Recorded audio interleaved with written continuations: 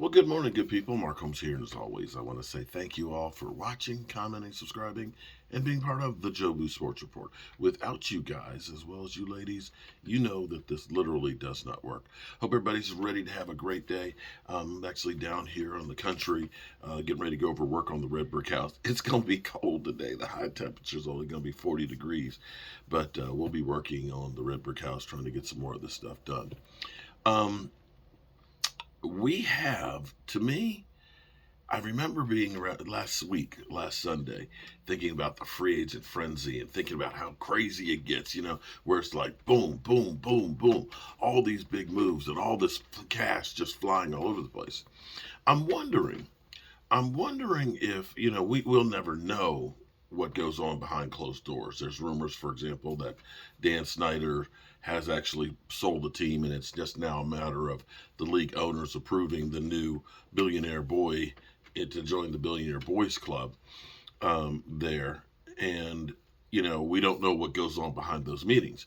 But one of the things that we heard about last year was Roger Goodell was talking about how much money was spent on coaches' contracts that were relieved, and basically saying we're wasting like $100 million a year, or maybe even more than that, because we're firing coaches left and right. And to start kind of understanding we're wasting money there. And I'm wondering if that same conversation went on about free agency and about the money that's being paid, where people are just going crazy about paying the players. I'm sorry, there's no way, no how that a team like the Raiders that contacted the Bears about compensation, and it sounded like they were talking about three or four number ones and like three or four number twos to try and move up to get that draft pick. You saw what Carolina spent to move up with the Bears to get that spot. Are you honestly going to tell me that a league MVP that's only 26 years old, that you're not better suited trying to take a chance on that than spending that much kind of capital? To me, I mean, the fact that the Atlanta Falcons came out within 10 minutes, knowing their quarterback needy, came out in 10 minutes after Lamar Jackson being franchised, said, we're not in there. We're out. It was like, what? Why was there even a need for you to say that we're not into this, unless you're trying to send a message to Lamar Jackson as the players at whole? Because the money out there for tight ends just isn't there. I mean, excuse me, for players just does not seem to be there. It was before teams were, damn the torpedoes, full steam ahead. We're going to go ahead and make these plays to get players in here. We'll restructure. We will kick the money down the road. You're not seeing that this year, and I'm just, I'm asking for a friend. Why is that we're not seeing these big mega deals now, especially now that the salary cap jumped up to $224 million. And knowing that a lot of the new money, like, for example, the new money coming in for YouTube taking over the Sunday ticket, that's another chunk of change that's going to affect all the gambling money. The NFL is going to be windfall. We're talking about in the next like 3 years, $100 million more on the salary cap. But yet, teams are seem to be, we're going to kind of be cool with how we spend our money. I'm just wondering if this is a league-wide edict to say, hey, be cool, hold your money. But with that, we don't know. I don't know, but that's the thing that's kind of interesting. We all figured that Dalton Schultz was easily going to get $14 million. We thought easily he was going to get $14 million. But here it is, we're a week into free agency, and we don't hear about anything. We figured that the Chargers would, of course, be trying to get him because he played for Kellen Moore. Nope, nothing. And it may be that the Cowboys, with Catboy, he likes a bargain, that they can bring him back under a bargain contract. Question is, would you like to have Dalton Schultz back? Dak Prescott definitely likes Dalton Schultz. Does Dalton Schultz fit this West Coast offense? Now, yesterday when I was working over the Red Brick House, I was actually quoting a little bit of this from um, Cowboy Stats and Graphics. I love uh, the numbers that he puts out and things like that. You see it on Bleacher Report. You'll see it on Twitter and things like that.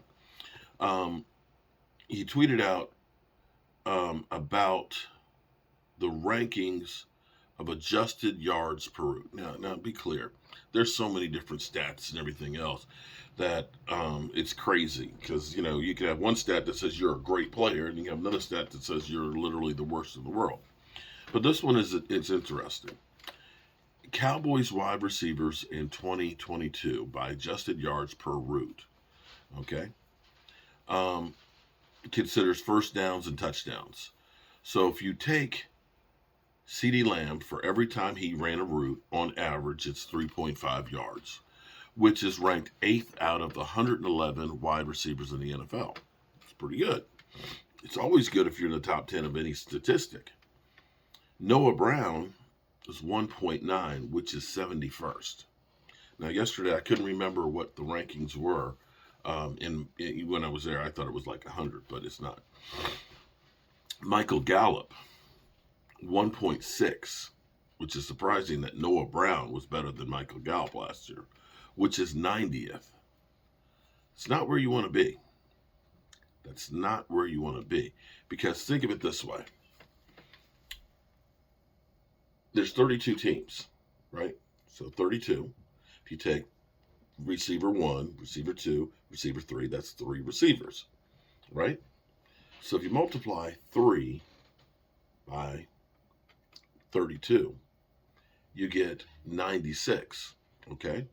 So what you're really measuring CeeDee Lamb is number 1 wide receiver. So you're basically saying CeeDee Lamb is in the group of guys between 1 and 32. So he's 8, okay. So then with Noah Brown, who basically was your number 2 wide receiver, you're now measuring him from 33 to 64, because that's the group of that next level. That should be. So he should be in between 33 and 64. He's 71. So he's really in that third tier. So that third tier should be 65 to 96. And that's where Michael Gallup is in the tail end of that group. And you've got Noah Brown in that group. And that's where the Cowboys should have a sense of urgency of saying, we need to really focus in on wide receiver. We need all of the above. We need a backup plan.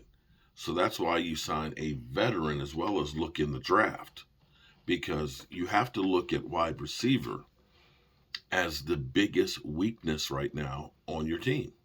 Your defense, if you can't get other players, in free agency, you look at that and say, well, we got great safeties. We got great cornerbacks. We've got linebackers. We got Van Der Esch, and we've got some young guys that we should be able to get into the mix there and so on, right? You edge rushers, if you bring back Dante Fowler, you say, okay, we got people. You got Quentin Bohannon and OC, and hopefully you bring back Hankins, and you look at that and say, okay, we're okay.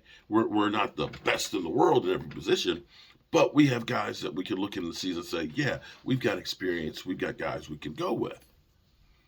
You can't say that about wide receiver. You're still on a wing and a prayer with Michael Gallup. Noah Brown is gone. It's CeeDee Lamb, and even if you just say, we're going to draft a guy, just drafting one's not going to be enough. You literally, you got the Dennis Houstons and things like that, but are you ready to say, that's like doing the whole Noah Brown thing all over. So you got to look at this and say, I need a free agent guy who is experienced that can do some things, and I also need to look at a guy in the draft as well.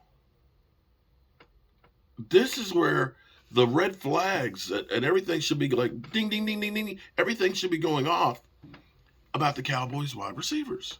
And it just doesn't seem to be at this point.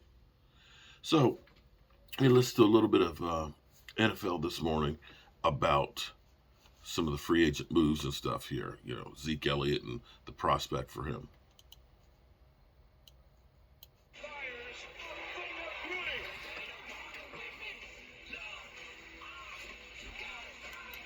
It's just a matter of getting that done at this point.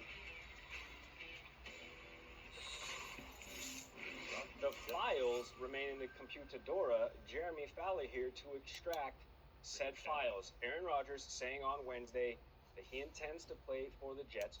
Wants and needs, right? Two completely separate things. Hey, Mom, I want McDonald's. Well, you need to eat the food at home. So what's still holding up this deal?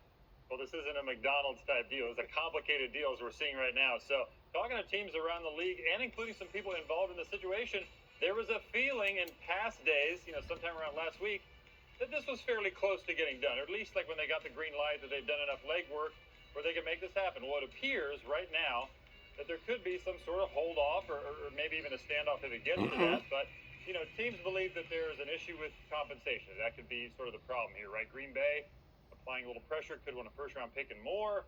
Teams are skeptical whether the Packers can actually get that, considering Rodgers' age and the $58 million that's due to him. And the Packers don't have to start or enact that $58 million until week 1. Sure. It's just sort of a balloon payment that's sitting out there that's not on their cap yet. And so, that's sort of their leverage where Green Bay said, hey, we can wait a little bit. I'm here and they're prepared to be somewhat patient here. So it should come together, but it just hasn't yet.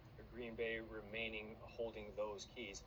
Talk about being patient, right? We've talked about this since last season. Lamar Jackson, though, can talk to whatever team he desires, including hot ones like maybe Fairleigh Dickinson. Probably has some eligibility left. But we haven't heard much on that front. So how much interest lies outside of Baltimore? Well, FDU is making a big push. They're trying to make this happen with an offer sheet. And so right now, I'm not aware of a team that has put in an offer sheet for Lamar Jackson. And I believe he has not signed his franchise tender yet. Probably won't. He can wait this out. There's no need to right now. And see what teams want to negotiate with him.